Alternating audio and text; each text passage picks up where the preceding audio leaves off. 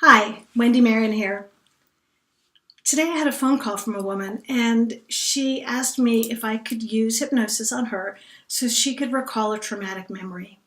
Turns out that she had had a series of seizures when she was younger. And when she was 11 years old, she was in a hospital in England. Well, she was medicated and it was a hazy kind of memory about being in the hospital. And she had recalled that something had happened to her regarding a man, but she wasn't too sure what happened. Well, now that she's an adult, she's ready to look back into those old traumatic memories. Apparently, something had triggered a memory and she had kind of a flashback of possibly being abused, physically abused while she was in the hospital, sexually abused. I asked her what her purpose was for getting information about this. And she said, well, I'm in therapy. She said, I've had issues with men, pretty much my whole life, and I'm in therapy now, and I want to overcome these issues. And I thought that if I could go back and look at this old memory, that I could uncover things, and that would help me. I asked her, how is it going to help you? And there's a pause on the phone. And she said, I'm not sure.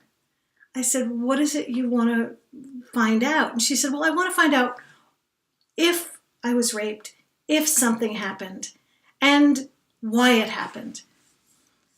And, when somebody wants to find out why something happened, can they really find that out? And I asked her, I said, if you go back and you kind of look back at that scene and notice with more clarity what happened, would you ever get the answer to why? And she said, no, I would never know why. I said, so how is this going to benefit you knowing all this? And again, another big pause. So I thought I would explain to her. So I took some time and explained to her about memories to help her, to kind of help her to move forward. And what I want to share with you is that our memories can shift and change over time. Every time we access a memory, every time we have a thought about something, it can actually change. It doesn't necessarily stay the same. A lot of things we don't know about the subconscious mind, and this is one of them. Years ago, there was something called forensic hypnosis, and years ago, somebody could do hypnosis with somebody, and the results would be admissible in court. And that's not true anymore. It's not admissible in court. Anything uncovered during hypnosis isn't admissible in court because our memories can shift and change. There's no way of knowing the actual truth of what happened.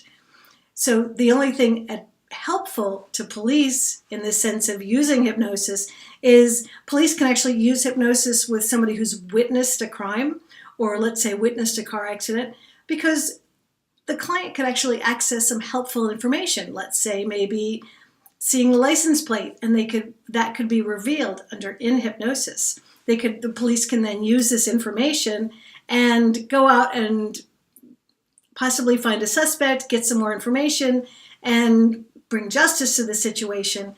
But again, just because somebody found a license plate with a number doesn't mean it's actually the actual number of the license plate of that car. So remembering and knowing that hypnosis is not really admissible in court, but you can use the information, is telling us, of course, you can't use hypnosis to uncover memories and know that those memories are 100% accurate. I shared this with her and she was surprised. She said, I had no idea about that. And I said, if you were to ask me to help you with hypnosis to find a lost item, I could help you with hypnosis so you could possibly recall the last time you had your hands on that item, and you could actually take the steps back and see if you can find that lost item. In my years of helping people with hypnosis and recovering lost items, it's a 50-50. And I tell this to my clients because I don't really want them spending money when they may or may not get good information as a result. About 30 or 40% of the people I speak to who call me for finding lost items will say, I still want to find it. One woman who owned an Italian restaurant in Philadelphia called me and she said, you know, I've been trying to find my $47,000 diamond ring for the past 2 months. I can't find it, and it's really important to me. So we did the hypnosis, and during the hypnosis, I gave her some suggestions that allowed her subconscious mind to reveal to her the last time she touched her ring. A week later, she actually emailed me and said, Wendy, I found the ring. It was in my apron pocket. And I went, yes, I love it when it works. But I would never, ever tell a client, absolutely, this is going to work for you. There are other things I will say. Hypnosis is incredibly effective. And in my experience, can be a game changer in your life. But with lost items, I need to tell them the truth of how it really works. Back to that woman who asked me, can you do hypnosis to help me recover a traumatic memory? And I mentioned to her that I didn't think it was a good idea because there's no way of her knowing, ever knowing, if these memories are going to be accurate or not. And so as we ended the phone call, she said, thank you. She said, this is not how I expected this conversation to go.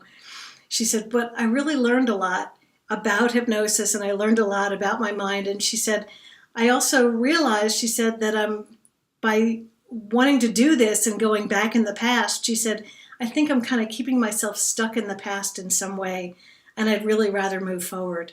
And, you know, that's what we do as hypnotists. We don't go back and examine the past and take a look at all the aspects of what happened in the past and try to figure things out. What we do is we help our clients say to themselves, you know, that was in the past. I'm a different person now, and I'm choosing to move forward in my life and look forward and finding new ways to learn and change and improve myself. Looking forward to seeing you on the next video. Do me a favor, if you're watching this on YouTube, just put some comments below and tell me what you think. Tell me what your experiences are with hypnosis if you've ever had them. And subscribe to my channel. I look forward to seeing you next time. Bye.